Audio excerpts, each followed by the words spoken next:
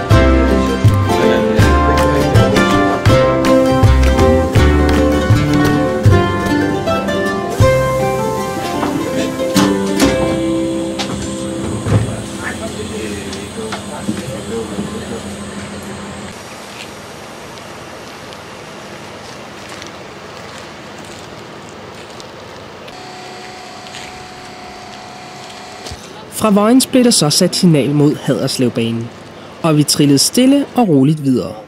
Ja, okay. Men fra Lunderskov til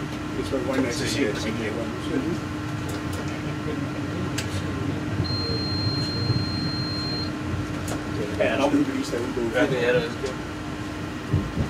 Ja, men så er du født for sent. Det var nemmere at få lov til noget dengang. Ja.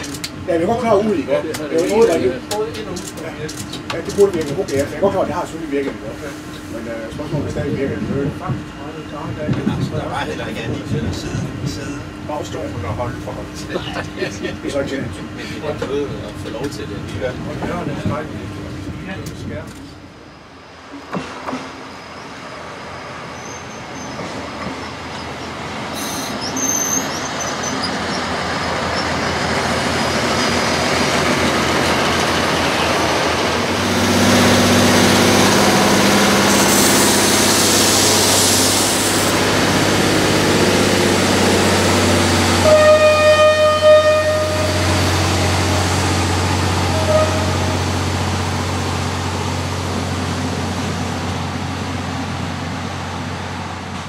Haderslevbanen blev åbnet den 2. maj 1866 mellem Vojens og Haderslev Statsbanegård, som i dag kaldes Haderslev Vest.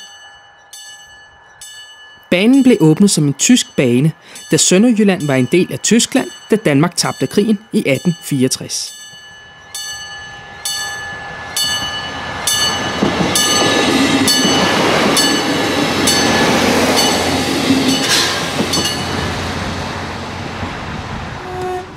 I vil have bemærket, at hovedbanen gennem Sønderjylland, den ligger langt fra kysten. Da man anlagde, der var det et privat selskab, engelsk jernbaneselskab, der skulle anlægge, og de skulle selvfølgelig fokusere på omkostninger frem for alt muligt andet, og det vil sige, så valgte man at anlægge banen på højderyggen, og så lave stikbaner ind til byer som Sønderborg, Aabenraa og Haderslev. Det har så været et problem lige siden, fordi man har nogle vældig store byer, havnebyer langs kysten, der ikke har jernbaneforbindelse. Oprindeligt der lavede man også en Haderslevbane, der kun gik til det, som man bedst kender som Haderslev Vest i dag, og der hvor veteranbanen fremover skal ende. Og der lå banen i de første mange år, indtil man i 1899 indviede amtsbanerne og besluttede at lade amtsbanetogene til Christiansfeld udgå helt om fra statsbanestationen, køre ned gennem byen og videre ud til Christiansfeld. På samme tid der lavede man 4-skinnede spor, så man kunne få godsvogne fra statsbanen kørt ned på Haderslev Havn. I dag er amtsbanegården revet ned for længst, og banen mellem havnen og bystationen er lavet om til cykelsti, som Haderslev Kommune vil forlænge ind til Haderslev Vestbanegård.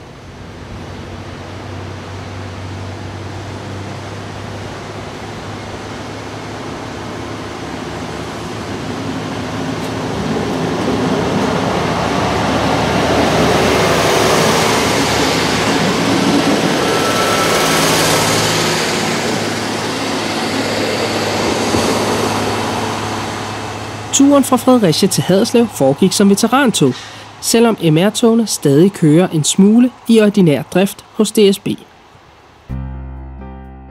Statsbanetog til Haderslev kom faktisk først efter 1. verdenskrig, da Sønderjylland blev dansk igen den 10. juli 1920.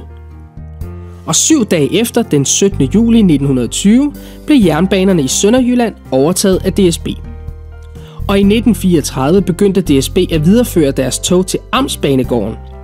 Og Statsbanegården skiftede så navn til Haderslev Vest, som vi kender det i dag.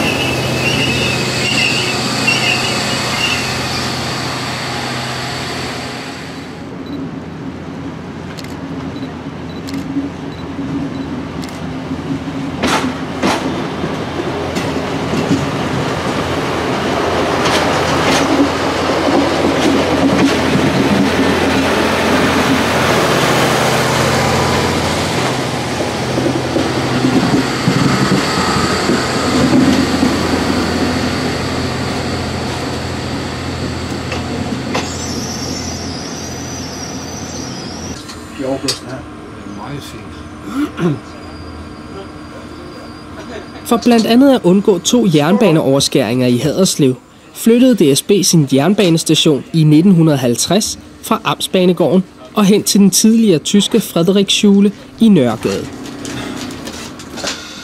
Og her finder vi så Haderslev Bystation.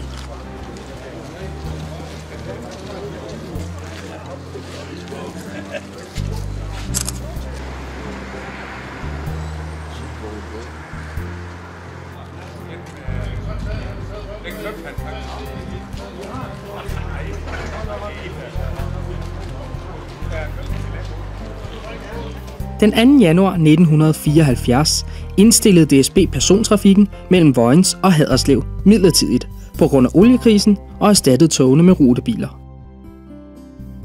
Den midlertidigt nedlagte persontrafik blev aldrig genoptaget igen og nedlagdes endeligt og formelt ved køreplansskiftet i maj 1978. Herefter betragtedes Haderslevbanen som godsbane hos DSB, og i 1998 stoppede godstrafikken også.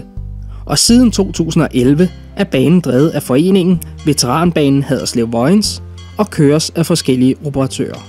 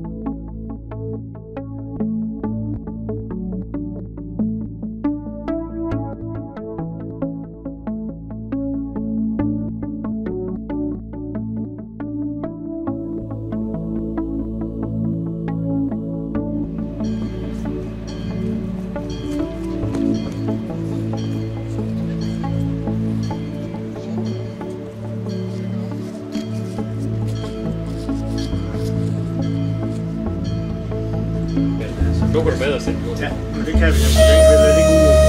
Lige præcis, ja. Og så bare 2.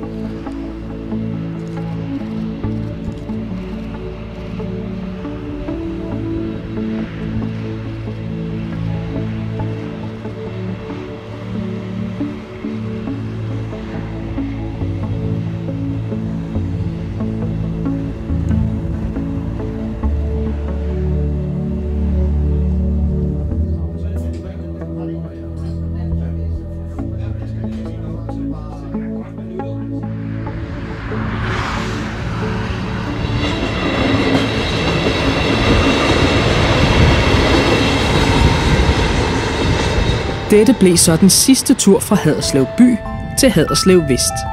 Og i fremtiden er det cykler, som kommer til at befare den indre strækning. Og det er desværre ikke skinnecykler, selvom det kunne have været en fed idé.